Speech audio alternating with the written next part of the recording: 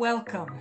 I'm Leslie Wharton, the chair of Elders Climate Action, and I'm so excited to kick off tonight's gala by welcoming you here. We're so excited you have joined us to celebrate Elders Climate Action's 10th anniversary. Can you believe it? 10 years. Wow. Time really does fly, and we have so much to celebrate. Since we are a national organization with members spread across the country, we had to get creative about how to celebrate with all of you. Tonight, we will share with you messages from our members, our partners, our staff, and volunteer leadership who coordinate all of ECA's efforts. You'll hear how we got started from a few of our founding members.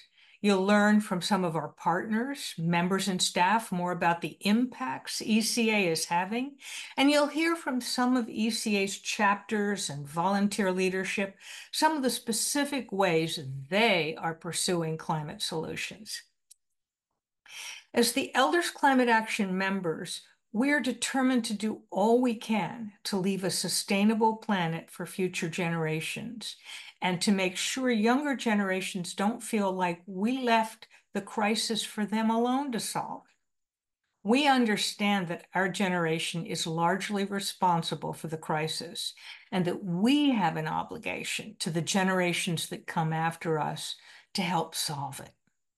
As you know, ECA is elder-centered and volunteer-driven. What you may not know is that ECA emerged from a small group of dedicated individuals who understood the urgency of action and hoped to spark others to act. Initially starting with one-on-one phone calls, ECA gained about 250 members in its first year and has grown to tens of thousands of elders today. Paul Severance called me. That's how I got involved. We wouldn't be Elders Climate Action without all of you. You're the reason we are celebrating today. Before we get started, please introduce yourself and tell us in the chat box where you're from and when and how you got involved in ECA. Once again, welcome. Now let's celebrate. Hi friends, Drew Dellinger here, sending along huge congratulations to Elders Climate Action on your 10th anniversary. It's such important work you're doing for the biosphere, for all creatures, for the entire Earth community, and for future generations. And so in honor and in support of your amazing and important work, I want to offer this poem. It's from my book, Love Letter to the Milky Way, and this poem is called Hieroglyphic Stairway. It's 3:23 in the morning, and I'm awake because my great-great-grandchildren won't let me sleep. My great-great-grandchildren ask me in dreams, what did you do while the planet was plundered? What did you do when the earth was unraveling? Surely you did something when the seasons started failing, as the mammals, reptiles, birds were all dying. Did you fill the streets with protest when democracy was stolen? What did you do once you knew? I'm riding home on the Gala train. I've got the voice of the Milky Way in my dreams. I have teams of scientists feeding me data daily and pleading I immediately turn it into poetry. I have teams of scientists feeding me data daily and pleading I immediately turn it into poetry. I want just this consciousness reached by people in range of secret frequencies contained in my speech. I am the desirous earth, equidistant to the underworld and the flesh of the stars. I am everything already lost. The moment the universe turns transparent and all the light shoots through the cosmos, I use words to instigate silence. I'm a hieroglyphic stairway in a buried Mayan city, suddenly exposed by a hurricane, a satellite circling Earth, finding dinosaur bones in the Gobi Desert. I am telescopes that see back in time. I am the precession of the equinoxes, the magnetism of the spiraling sea. I'm riding home on the Gala train with the voice of the Milky Way in my dreams. I am myths where violets blossom from blood like dying and rising gods. I am the precession of the equinoxes, soul encountering soul and tongues of fire. It's 3:23 in the morning, and I can't sleep because my great-great-grandchildren ask me in dreams, what did you do when the earth was unraveling? I want just this consciousness reached by people in range of secret frequencies contained in my speech. So, congratulations to Elders Climate Action on your 10th anniversary. Thank you so much for all your important work. I'm honored to stand in solidarity with you. I'm honored to march with you. Thank you, and let's continue all our efforts on behalf of the Earth community. Blessings. We just heard the inspiring words of Drew Dellinger. What did you do once you knew? Such powerful words, powerful enough to grow roots in John Sorensen's heart and inspire him to found Conscious Elders Network, which later became known as Elders Action Network. Soon after, its flagship project, Elders Climate Action, began. I'm Diana Shoemaker, Executive Director of Elders Action Network. And I am Crystal Gleistein, Program and Communications Manager of Elders Action Network. We are so proud of the ways ECA members have turned their collective concern about the climate crisis into a powerful force for collective action. As the largest voting bloc in the United States, elders hold tremendous political power, resources, time, and wisdom necessary to ensure a livable planet and a healthy future for generations to come. We are grateful you have joined Elders Climate Action in this effort and that you are here tonight. As you heard from Leslie, ECA is elder-centered and volunteer-driven. Everything you see at Elders Climate Action and every action you take is because another elder climate activist like yourself stepped forward to give their time, talents, and treasure. EAN and ECA have a very small but highly effective staff who help bring the vision of our members and leaders to life. Your financial contributions, big or small, go a long way at ECA, and tonight we are excited to offer a special gift, an autographed 11 by 17 printed poster of Drew Dellinger's hieroglyphic stairway. For donations over $100 and for gifts over $250, you will receive a book of poetry, Love Letters from the Milky Way, signed by Drew. And for $500, you will receive both an autographed poster and book of poems. The poster looks beautiful when framed and is a standard frame size. It makes a great gift, and the holidays are not too far away, so make sure you take advantage of this limited time offer.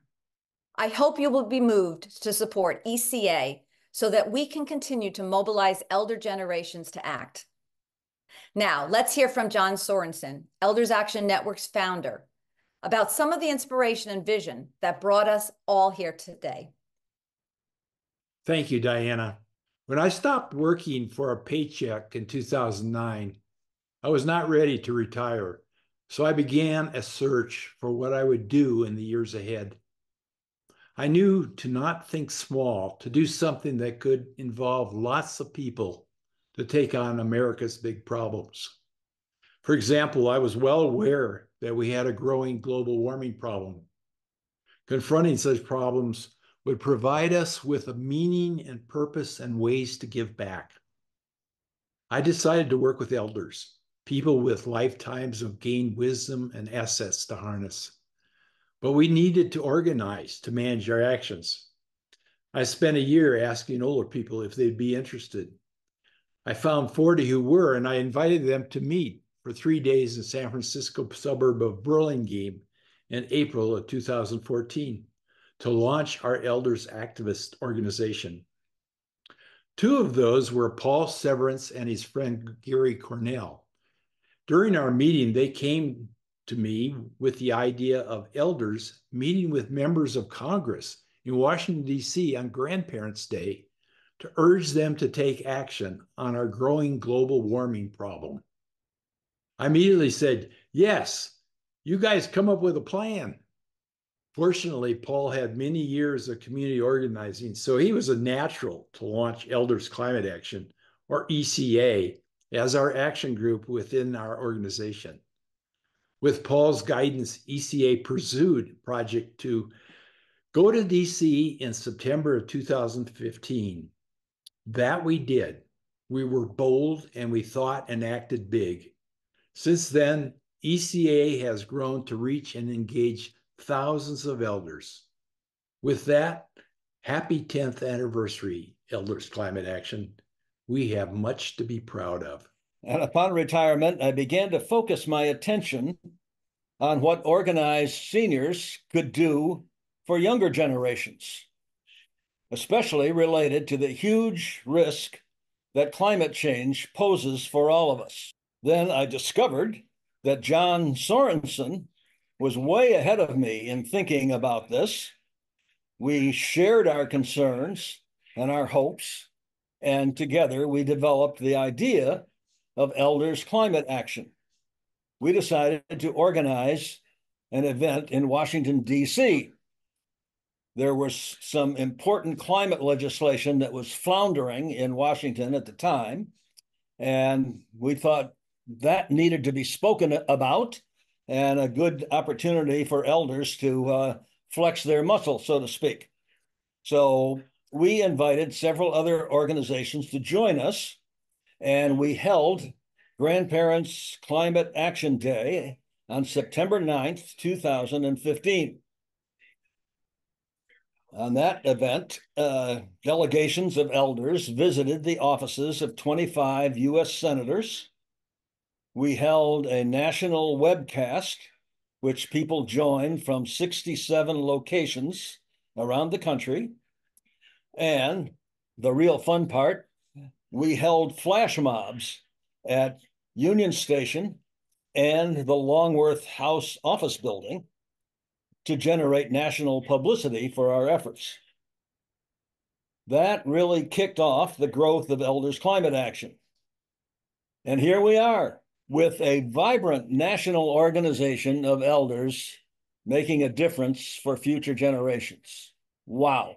Although I have been sidelined by health issues, I am so thrilled about how the organization has developed and the difference you all are making. And I am so proud and hopeful and optimistic that ECA can continue its growth into the kind of powerful national voice that our great-grandchildren and their children will need to protect them from the devastation of climate change. Thank you for all that you are doing. Everyone, it's an honor to be with you for this very important milestone for ECA. You all have achieved a great deal in the past 10 years. I first became involved with ECA shortly after my retirement, and I had decided then that I had plenty more to contribute to society. Late in 2014, I received a call from Paul Severance, who told me he was working on climate change issues with a group of elders. He also informed me that he, with Elders Climate Action, planned to go to Washington, D.C. with 1,500 elders for Grandparents' Day in 2015. I immediately said yes, as climate change and pollution had been a passion of mine ever since the very first Earth Day. We began meeting and planning with a small group of elders, and the rest is history. We traveled to DC in September with a somewhat smaller group, met with legislators, and learned more about the actions we could take when we arrived in our home states. We also felt empowered by being able to meet with our legislators. While working with ECA after our DC event, it became clear that we had some momentum and that there are elders with great wisdom, knowledge, and expertise, as well as having time to contribute to our mission. Shortly after that, Paul asked me to be co-chair with him, and we made a good team. With Paul's great organizing skills and my administrative and planning skills, as well as passion to move ECA forward, We went back to DC several times as we were now old hats at meeting with members of Congress, and each time we also had a day of fun, excitement, and learning.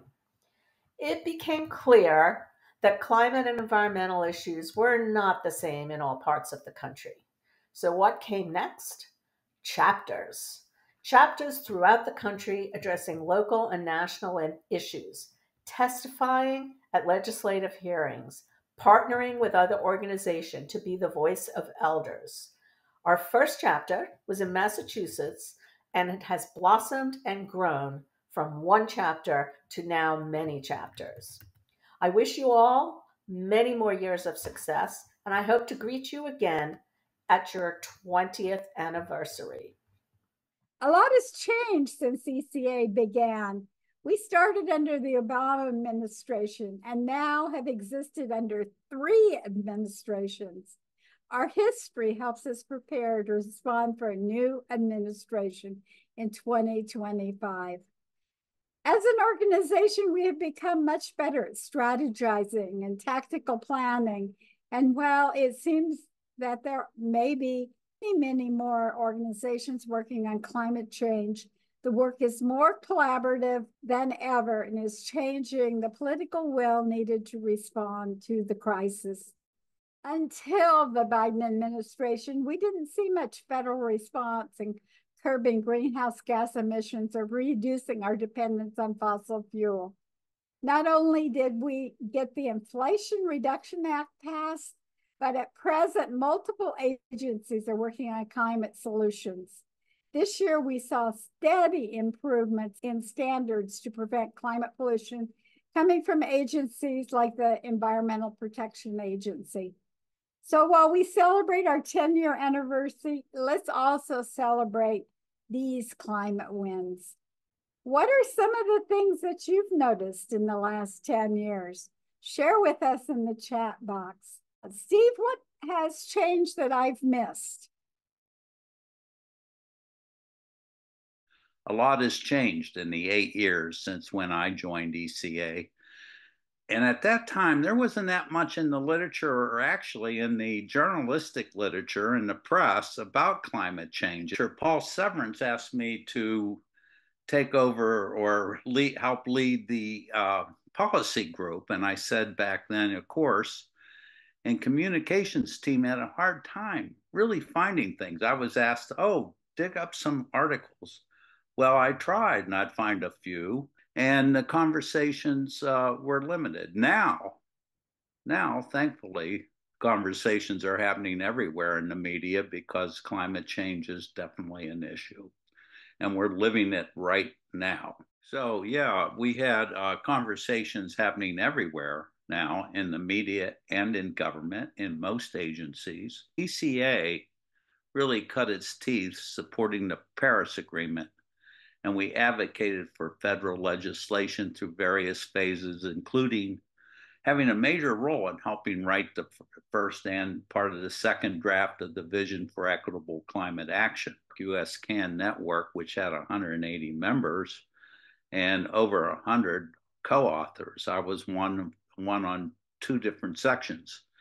And we were supporting the Green New Deal and the Build Back Better platform. And most importantly, it was one of the first documents that highlighted the need for environmental equity. It was very geared to our brothers and sisters on the Gulf Coast who are getting the worst effects, climate alleys, and people of lower income who are really impacted by climate change. That document really highlighted that. We went on and helped inform, by doing all this, the bipartisan infrastructure bill and the Inflation Reduction Act, which was finally passed in 2022. And the IRA, of course, offers the largest single investment in climate solutions in our nation's history. And over the last few years, we've broadened our targets within ECA across the movement. There are regular calls to action targeting banks, which I've been working on, insurance, which I work on in Connecticut, industry, public utility commissions, and all levels of government.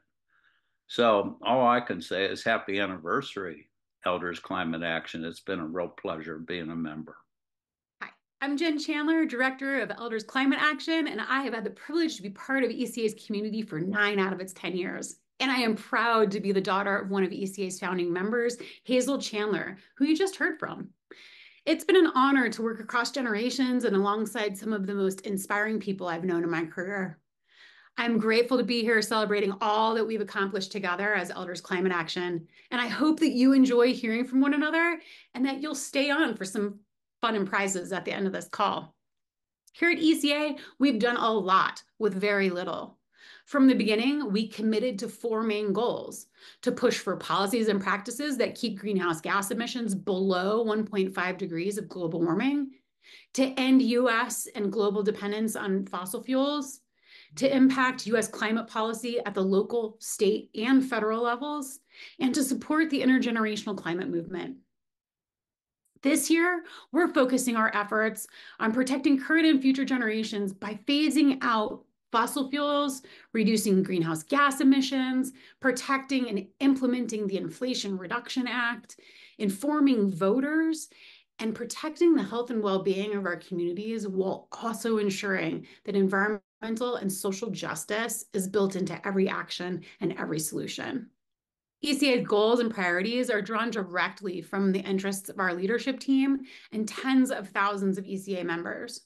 Working closely with our allies and within coalitions, ECA strives to unify our message within the collective climate movement to amplify our power. Last year, ECA's members sent more than 80,000 climate-related messages to key decision makers, including over 7,200 comments to the EPA on critical pollution standards. And this year, as of early August, we've already delivered over 50,000 messages.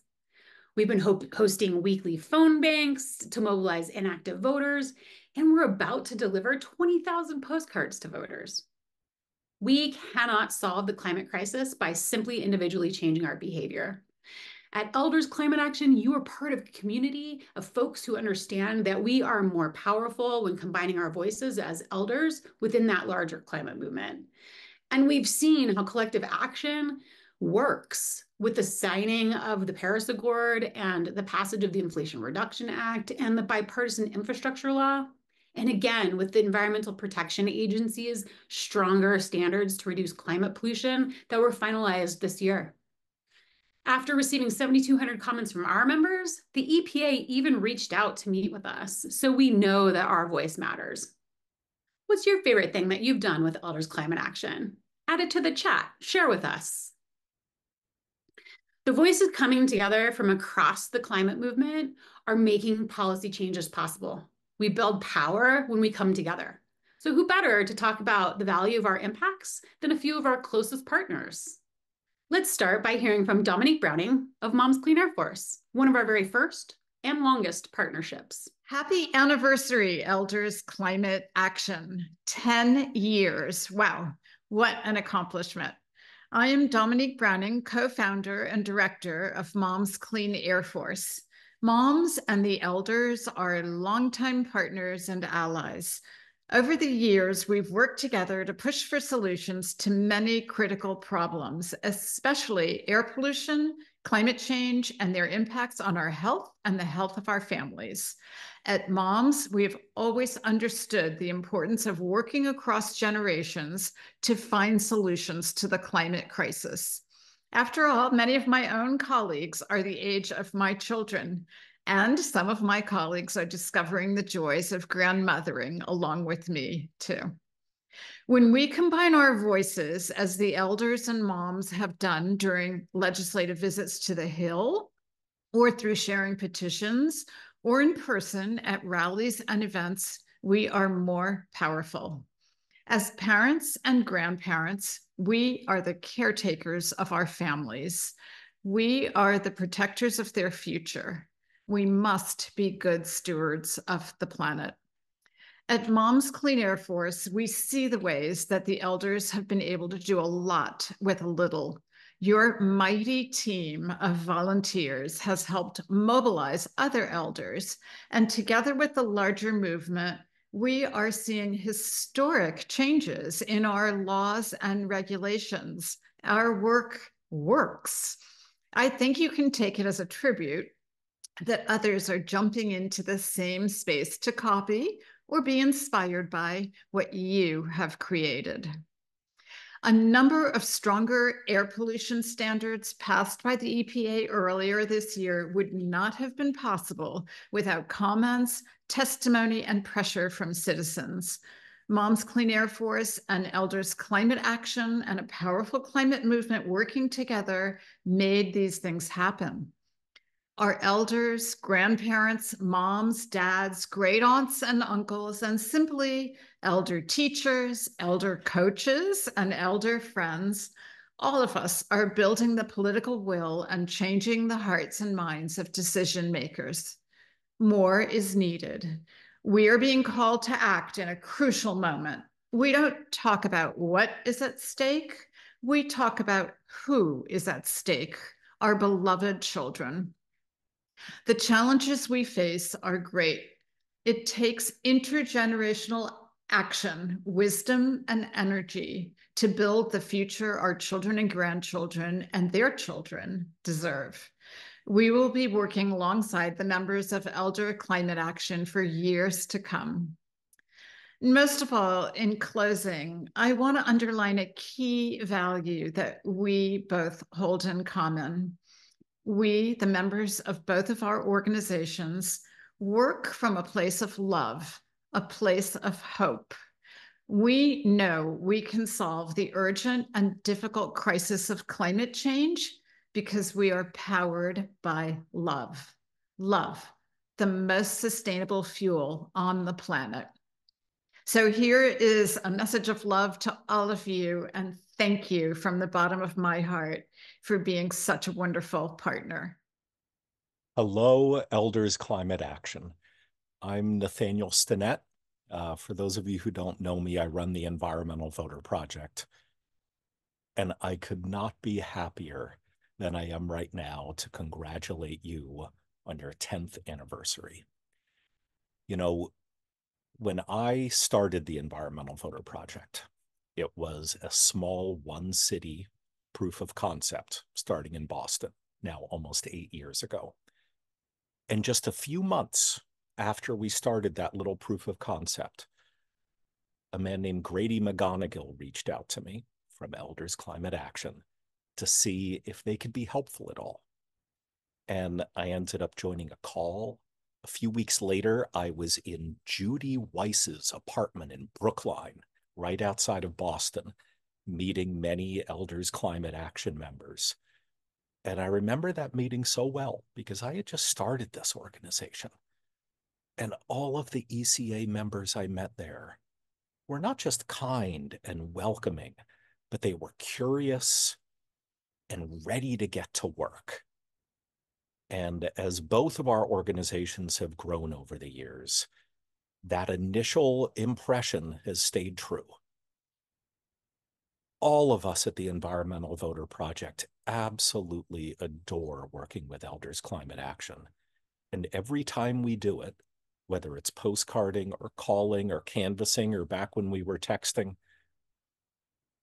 your kindness, your dedication, your hard work, your talent have made it such an enriching experience. And just this year alone, to give you an idea of all of the work that Elders Climate Action is doing just with the Environmental Voter Project, over 415 volunteers have signed up for shifts with EVP. You have now contacted over the past 8 years close to 1 million voters with us. And I hope you are extraordinarily proud of that. And I also hope that you recognize that the allyship and the solidarity that we feel working alongside you is a truly special feeling. We know that we aren't alone in the movement. We know that we have friends like you, so that when we are tired, you will pick up the baton and vice versa. So congratulations on all that you've accomplished. Boy, do I look forward to working with you during the next 10 years. Greetings, beloved.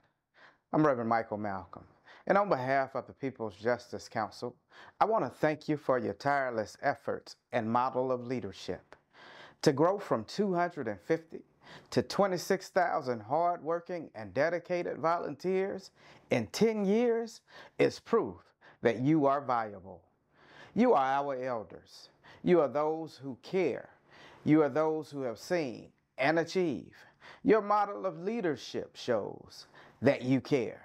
Helping to lead and coordinate the Breathe Again collaboration to advocate for clean air and a healthy environment shows that you care.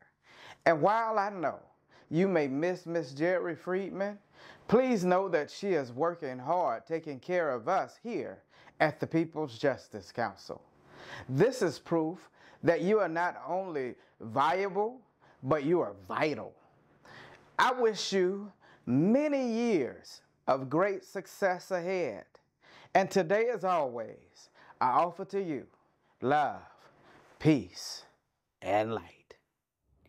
Happy 10th anniversary, Elders Climate Action. My name is Ariana, and I am honored to have been a part of this journey for the past 3 years, dedicating most of my efforts with ECA's role as one of the founding members of the Breathe Again Collaborative. Our mission within this collaborative is clear: to advance understanding and advocacy at the intersection of air pollution, climate change, environmental justice, and public health.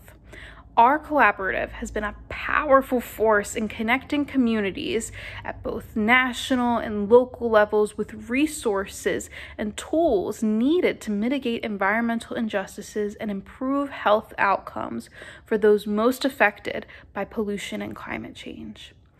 The collaborative is made up of national and local organizations with a focus on the Southeast in particular. Our collective audience spans from elders to parents and families to faith communities to grassroots and frontline communities and more. And being able to work in this collaborative has introduced me to so many amazing climate leaders across the country. Do you remember all those times that we've asked you to comment on the EPA's standards and rules? Well, those efforts were part of this collaborative strategies. Over the past 3 years, working together, we've made substantial strides, hosting educational webinars, trainings, helping folks learn more about how to engage with decision makers. We've created postcards, emails, and phone campaigns, and have built toolkits to help support engagement with the EPA, members of Congress, and more. I could go on and on about the successes of this collaboration, but our work is far from over. You can learn more about the collaborative by visiting our website, www.breatheagaincollaborative.org. Our vision is ambitious but necessary. We envision a world where all communities can thrive and lead healthy lives, breathing clean air where they live, play, work, and learn. It's a vision of equity and health, of justice and sustainability. Nothing is more important. Happy 10th anniversary, Elders Climate Action. Here's to many more years of meaningful and impactful change. Hi, ECA community. I'm Pam Vergun, ECA's newest team member, and I'm so excited to be celebrating with ECA by expanding the Elders Promote the Vote partnership with the Environmental Voter Project. Like you just heard from Nathaniel, our collaborative efforts have been ongoing since 2018 and have engaged more than 1 million voters. Thanks to the generous support of the Rosenstein Family Foundation and many donors like you who have contributed to our nonpartisan voter mobilization efforts this year, we have been able to establish a weekly phone bank on Fridays at 11 a.m. Eastern and to send handwritten postcards to voters in 3 states. Our goal was to send 5,000 postcards this year, but we blew through that and we're on track to send 20,000. As I speak, our postcard volunteers are busy writing cards to voters in Texas ahead of the general election.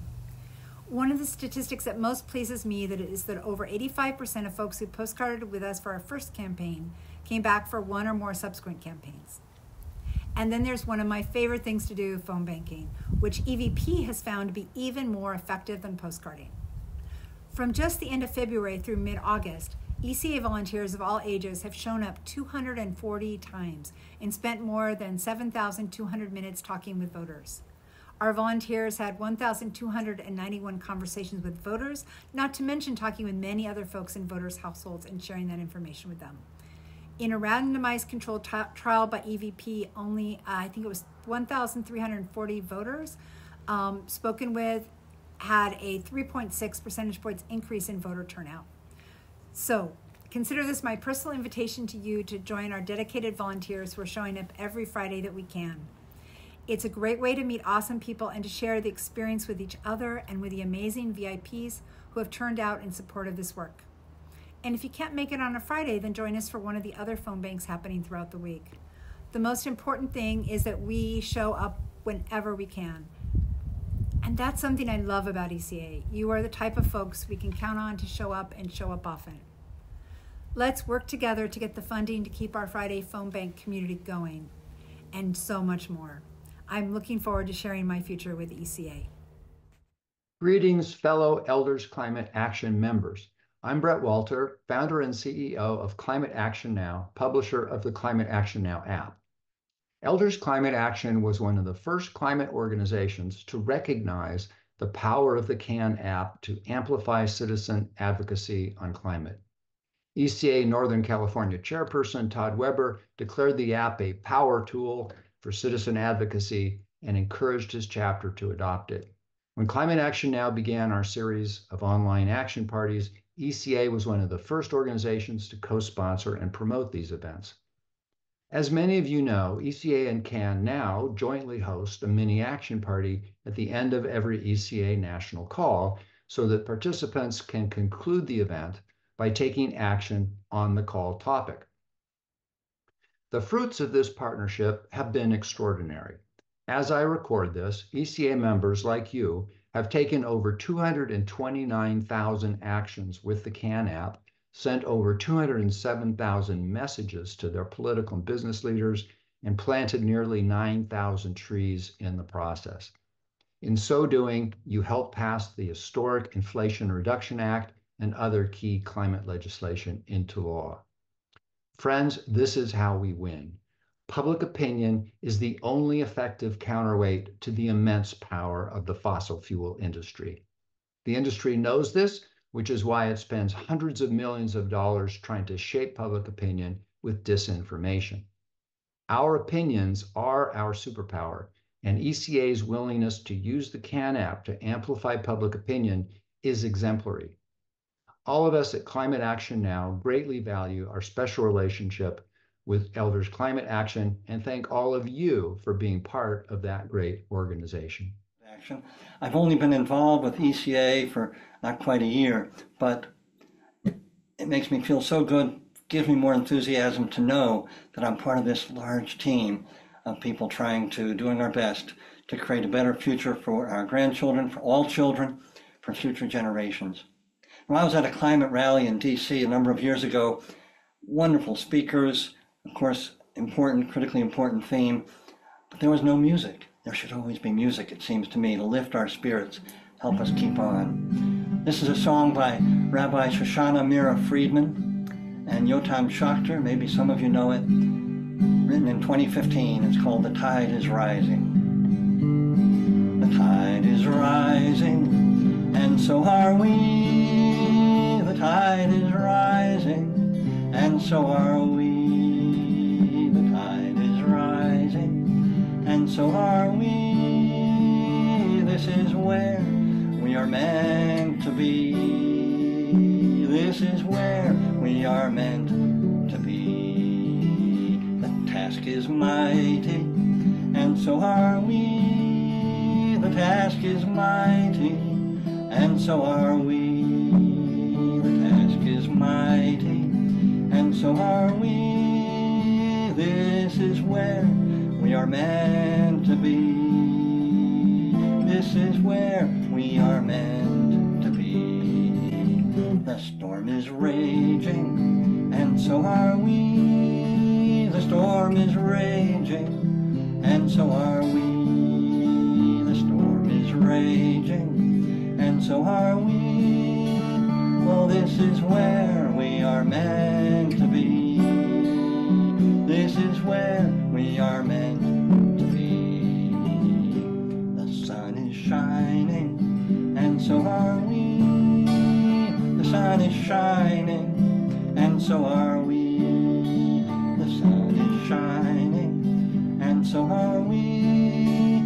This is where we are meant to be. This is where we are meant to be. And the world is ready, and so are we. The world is ready, and so are we. The world is ready, and so are we. This is where we are meant to be. This is where we are meant to be. Yes, the tide is rising, and so are we. Oh, the tide is rising, and so are we. The tide is rising, but so are we. This is where we are meant to be. This is where we are meant to be. This is where we are meant to be.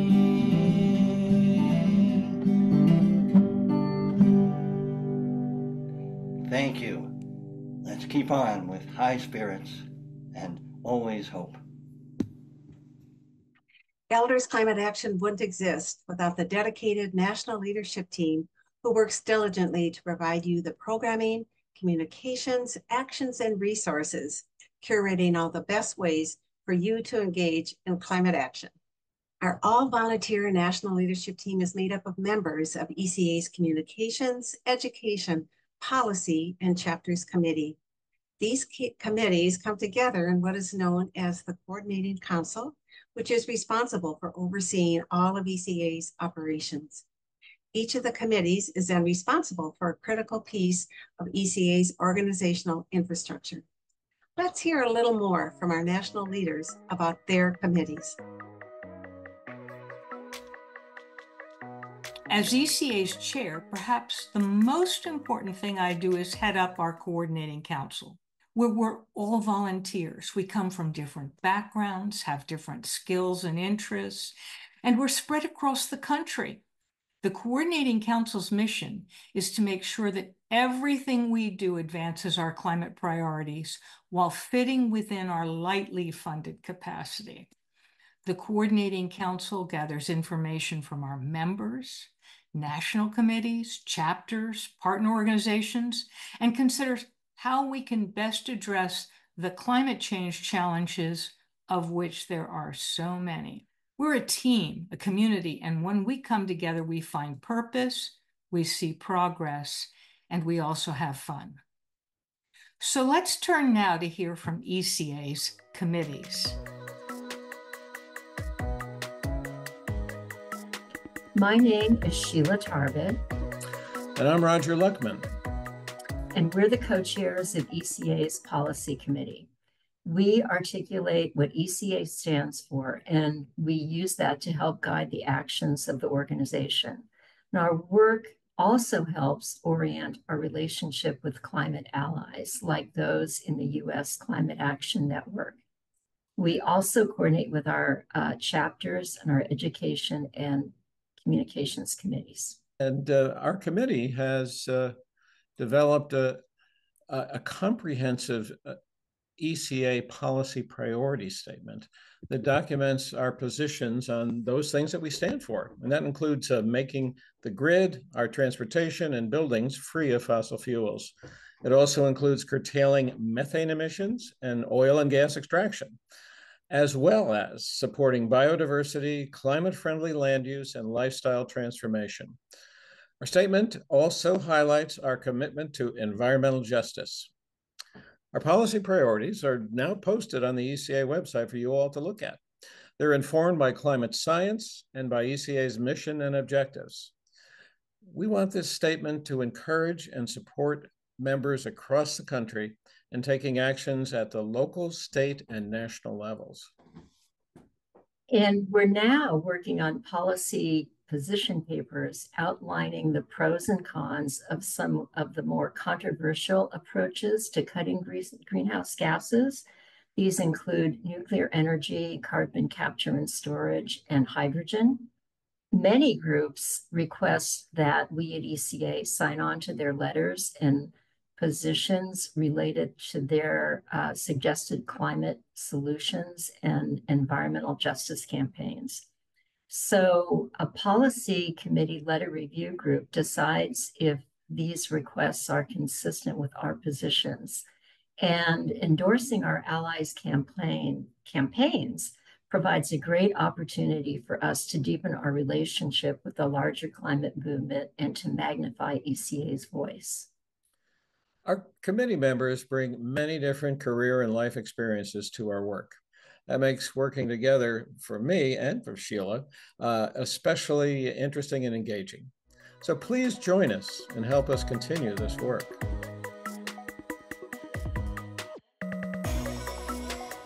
I'm celebrating tonight as director of the Communications Committee, where I am blessed to work with other ECA volunteers who share this vision.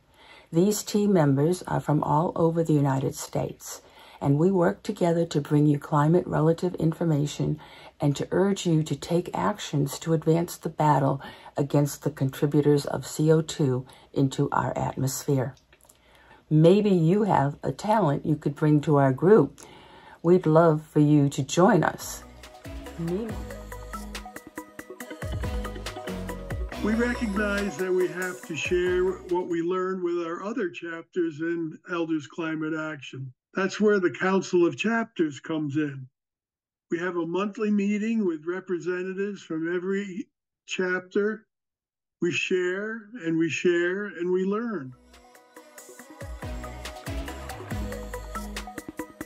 For me, that sense of community was further strengthened by volunteering and collaborating with ECA's other volunteers to further its mission of mobilizing elders to address climate change and protect the well-being of our grandchildren and future generations. I hold ECA's leadership in the highest regard, and others in the national climate change movement do too. Since my most consistent focus is assisting ECA's education team, let me tell you a bit about what our team does.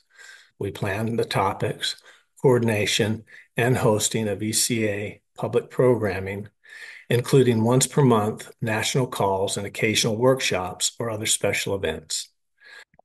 When I first volunteered, I wasn't sure I could bring anything special to this effort.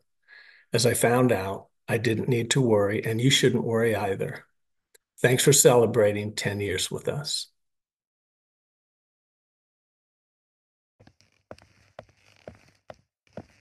Like a lot of people I know, I'm becoming more and more concerned about the rapid pace of climate change. We're seeing increasingly devastating storms and disasters, air and water pollution, rising temperatures on land and in the oceans, and the rapid extinction of species of animals. It's a huge threat to everybody's future. I'm not a scientist, and I'm not a politician. I'm a grandparent, and I'm deeply concerned for the future of my grandchildren. Climate change comes at a huge cost to our health, our economy, and our security. Elders Climate Action is a nonpartisan movement of elders committed to making our voices heard on climate change. With more than 90 million elders just in the United States, our movement draws upon the huge population of voters with concerns for the environment and for their individual legacies. As the largest voting bloc in the country, elders are well positioned to help create the political will to change our nation's energy policies. This change needs to happen while there's still time to avoid catastrophic changes in the Earth's climate. Join ECA and we will provide you with the tools and resources necessary to take climate action from the comfort of your own home and within your own community. It's our responsibility to ensure a safe and healthy future for our grandchildren, and their children, and their children's children. Join us and act now to protect future generations and all life at www.eldersclimateaction.org.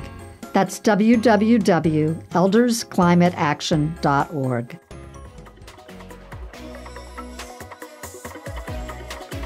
Elders Climate Action chapters are groups of passionate elders that have come together in a geographic area to establish goals and actions relevant to the needs of their community.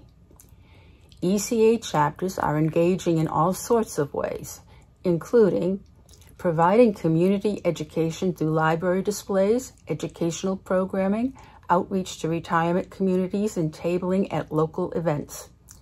Advocating for just and effective climate policies at the city, county, and state levels through in-person and digital advocacy, including using the Climate Now app. Also, pushing for climate emergency declarations and community climate action plans, hosting events like weekly strikes, rallies, town hall events, and legislative days, building coalitions and working with other climate organizations, providing testimony or public comments on local, state, and federal issues, educating elected officials about the impact of climate solutions. Listen to Jeff Havley, former chair of the Council of Chapters and founder of ECA's Heartland chapter, as well as some of our other chapter leaders, as they discuss their work with ECA.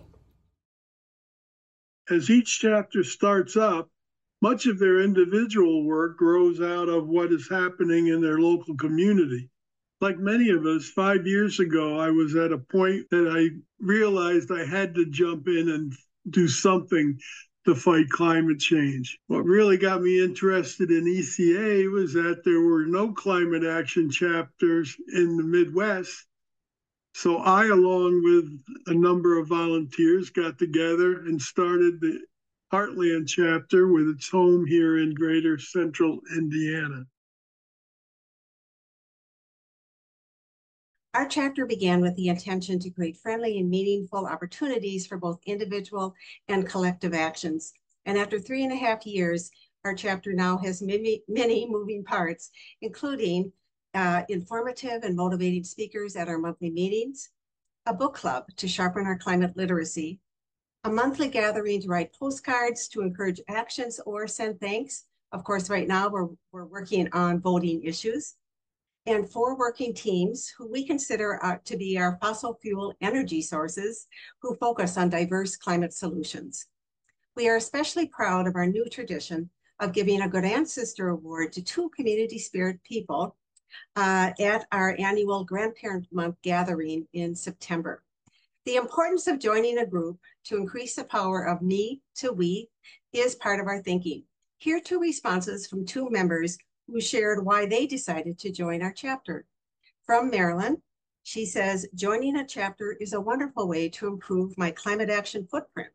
I care about the voiceless generations coming after us and the positive steps we can do today to affect their future. Inaction is a decision. And Katie shares, ECA has a culture of open-hearted welcome and pragmatism that accompanies its determination to move the needle forward toward a humane and livable earth. The culture draws me in. It's a place to develop my climate fighting chops. So we send to ECA our big thanks to, for helping us launch our chapter, and even heartier thanks and congratulations on your 10-year anniversary. In my family, we call these decade markers round events, an appropriate symbol as ECA has been at work on creating circles of people around tables, promoting the circular economy, and the most important, working to protect the round sphere of our Mother Earth. May your next decade continue to roll along. Happy first decade, ECA. It's great to be part of this celebration of our 10th anniversary of Elders Climate Action. At a recent city council meeting, I learned that Lane County was awarded an EPA grant that will give Florence funds to make the senior center a resiliency hub. Over a year ago, I encouraged the mayor to work with the county to pursue these funds from the Inflation Reduction Act. Our second success occurred when the council voted to support an investment in community resiliency and climate planning resources as a legislative priority. The final success follows from our goal to bring elders and youth together. Climate Education for Climate Educators asked me to recommend some students for a Climate Educator Summit. I recommended 2 leaders I've worked with from the environmental club at the local high school. Both agreed to help kick off the summit. In celebrating these 3 successes and reflecting on why they happened, I found it was because of local action and support from state and national entities. Oh, wow, 10 years. That's really amazing. Congratulations to all of the work you've been doing. My name's Kiara Rutherford. I work with the Climate Action Campaign here in Washington, D.C., and we work really closely with Elders Climate Action in Arizona. I think it's really important to tell the story about how intergenerational collaboration is really critical to climate action, and I think that type of collaboration is what we need to see across the board, across all different types of issues in order to move the needle on our most pressing issues of today. Elders Climate Action has been really pivotal to our campaign, especially in Arizona, whether it's, building strong relationships and meeting with members of Congress to talk about and urge them to be strong and push for strong climate action, or hosting really fun events or activations like a Honkin' Wave in Phoenix. We are really proud to be partners with Elders Climate Action, and we're looking forward to seeing all the great work you do in the future. Congratulations again. After the exhilarating 2015 ECA Grandparents Climate Action Day in Washington, D.C., we returned to the Capitol in 2017. After meeting with our congressional leaders, this time Northern Californians gathered with a vision to start a NorCal chapter. Back home, we've recruited members from all over Northern California. Zoom became our link, and we have met monthly ever since. We collaborate with local organizations, take relevant personal actions in our homes, send out a monthly action alert, and urge our lawmakers to confront this existential threat. Last year's NorCal in-person gathering was based on the theme of being good ancestors. This year, NorCal is working again to create a multi-generational summit that includes elders, midlifers, and youth from the San Francisco area. In parallel, our chapter members have actively pushed our state legislators to pass good climate mitigation bills. Simultaneously, we are all working to electrify our homes, cars, and community buildings. The highly successful Climate Action Now app was birthed in our chapter in 2022. Do check it out. It's a super fast, effective way to send messages and to legislators, fossil fuel companies, and to corporations. We want to change their ways for the good of the environment. I'm Mayim Barron, here today with ECA Massachusetts chapter at my local farmers market to tell people all about our work. This chapter started back in 2015, and we've built up a statewide membership of over 1,200 people who get our newsletter. I feel like we've built a reputation on the strength of our educational programs. We're known for this kind of science-based education and for presenting these detailed programs which go into more than one side of the complicated climate issues we're dealing with. That kind of education and research feeds into building our strength as legislative advocates in this state, which is what we see as our main mission. Let's hear from Tina. Hi everyone, I'm Tina Grasowski with the Elders Climate Action Mass chapter.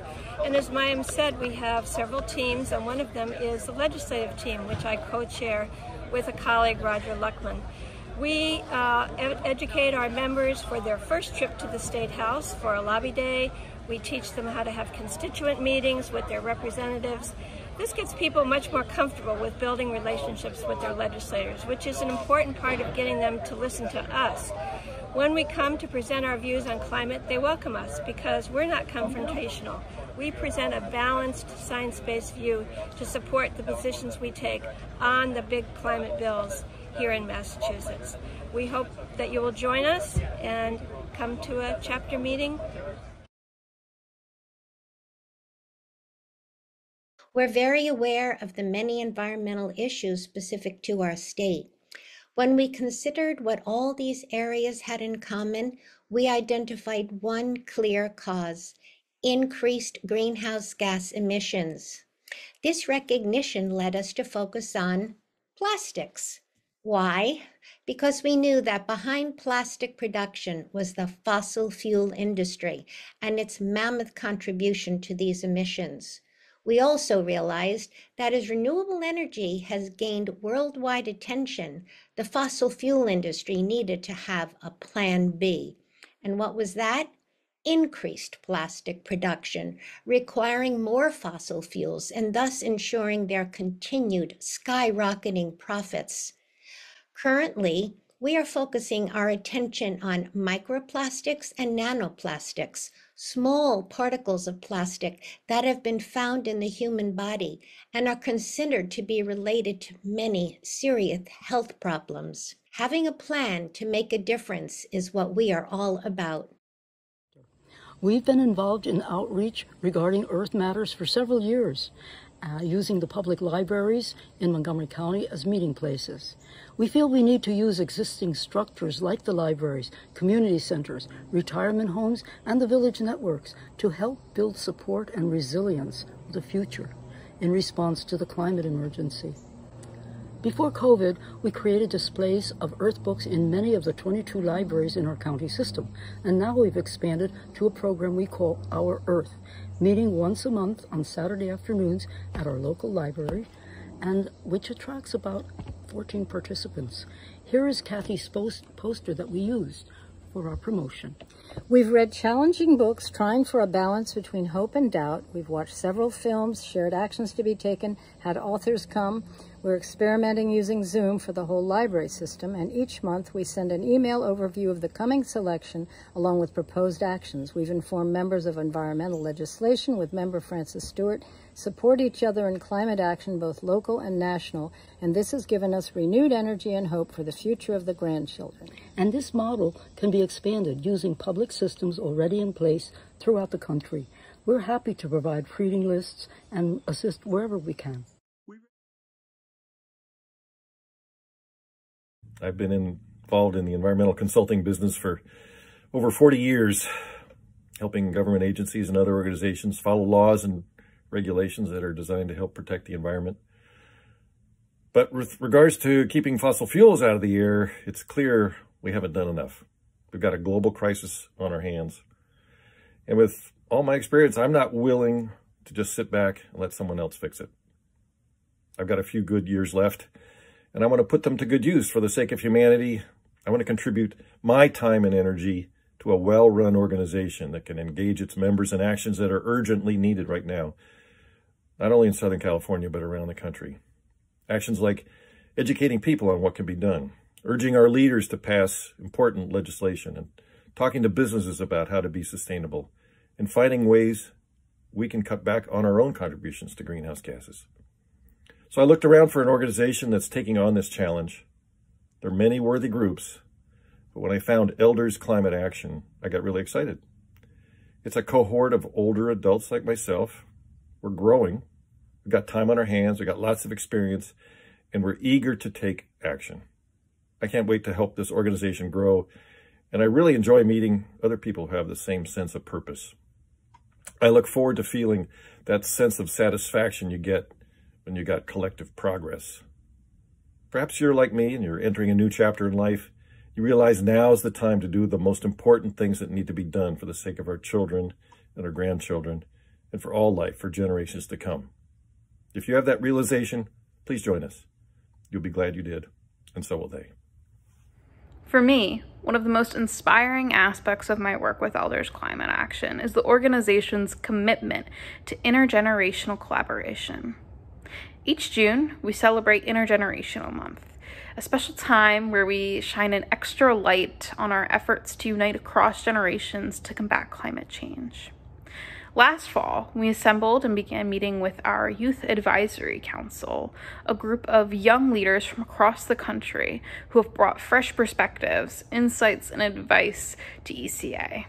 Working together, we planned a two-part panel discussion that took place this past June, creating a platform for meaningful dialogue and shared learning between generations. Our dedication to intergenerational work, though, goes beyond these discussions. Over the past few years, we've hosted various initiatives, including panels, intergenerational focused discussions, working groups, and even a film screening. And those efforts haven't gone unnoticed. We were honored to receive a grant from YEA Impact, also known as Youth Entertainment Activists, in recognition of our dedication to intergenerational work. As we celebrate this 10th anniversary, let us reflect on the strength that intergenerational collaboration brings to our mission. By working together, we harness the wisdom of experience and the passion of youth to create a better future for all. Let's listen to what Tony Passano had to say about his work with ECA and what it meant to him. Hi, my name is Tony Passano, and I'm a National Climate Fellow with Change Chamber Lobby for Climate. I've been working with Elders Climate Action for about the past year now, really helping to plan our Intergenerational Climate Action Month that happened in the month of June. And I think that there's so much that I could say about the collaboration. But I think one of the first things I recognize is that, we live in a world where there's a lot of division. You see it, pretty much everywhere you go. And it's one of those things that, like, in order to work across boundaries, right? Whether it's, I think with the collaboration with Elders Climate Action, it's working across age, right? Age groups. How do we come together and do intergenerational work? It's not focusing on the things that separate us, but it's focusing on the things that we share in common. And so I think we all have this shared value around understanding and addressing issues like the climate crisis or environmental crisis, as well as a commitment to take action. And I think that that's something that really came to life in a lot of our meetings, is this idea that we can talk about these issues forever, but if we're not taking action, we're not doing anything. And so I think it's really a special moment in time as an organization, you look back at the last 10 years, you also think about what the future might hold when it comes to how we collaborate on intergenerational work, as well as how do we take action.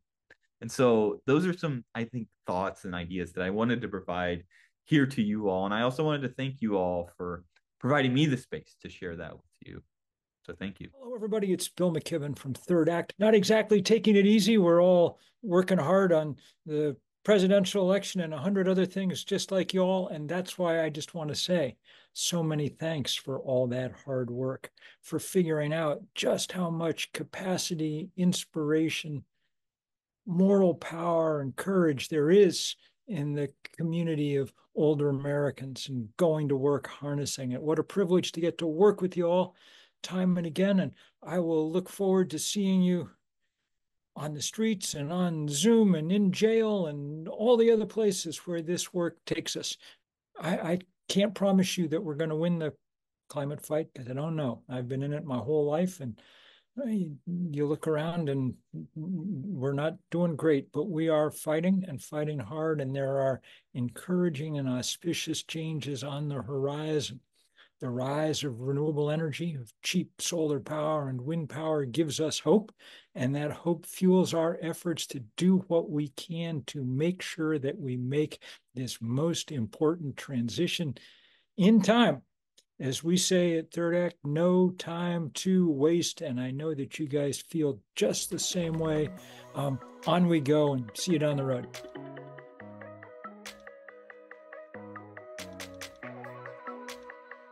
To stop banks funding fossil fuels.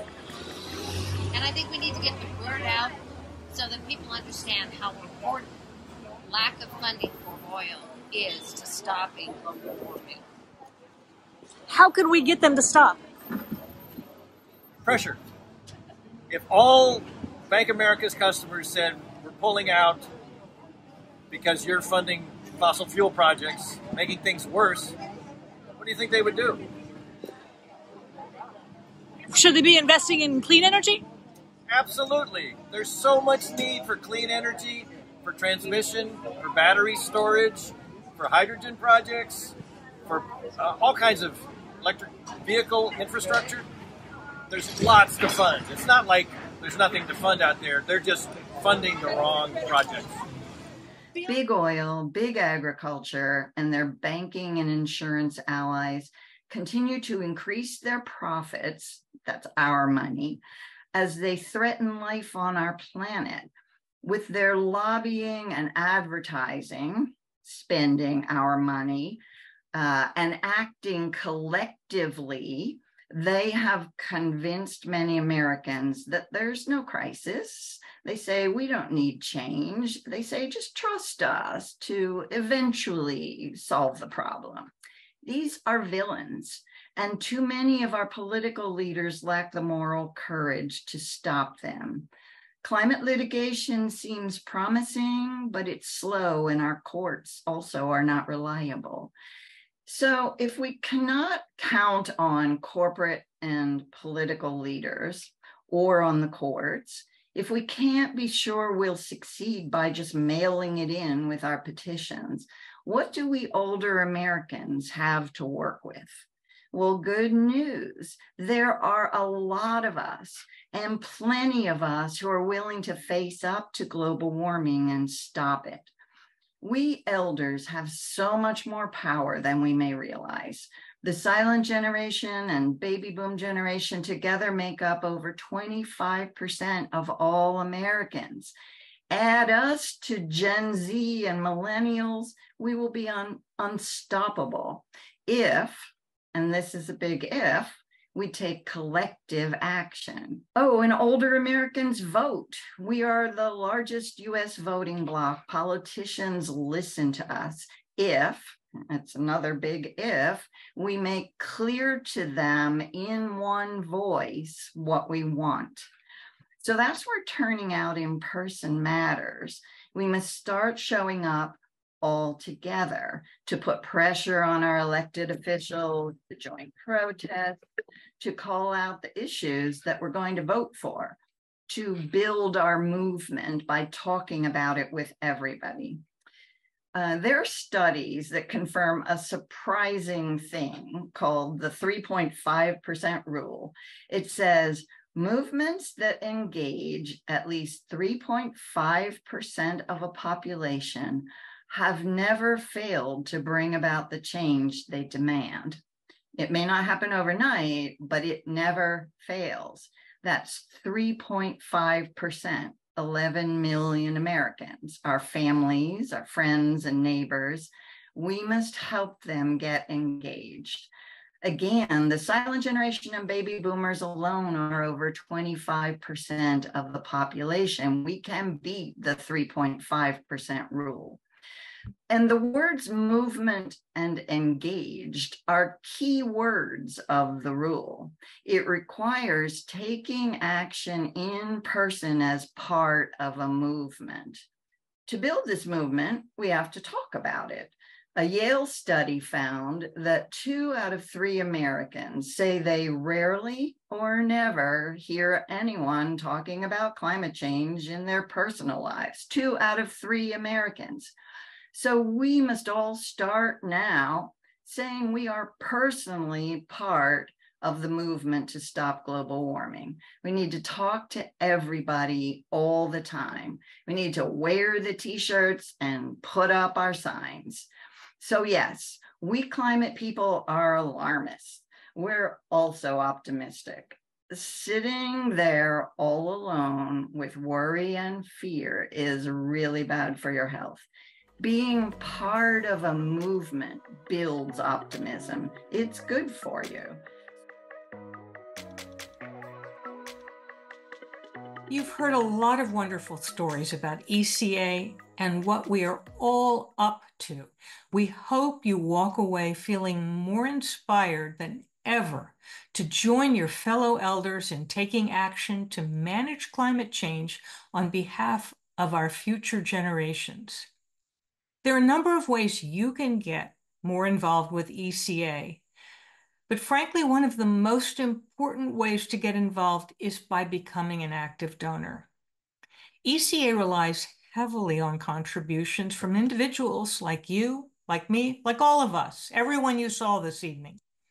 The funds raised by ECA are directly used to support bringing you things like our twice-monthly Elders in Action bulletins, programming like our monthly national call, and special workshops like Electrify Your Life, as well as developing our partnerships.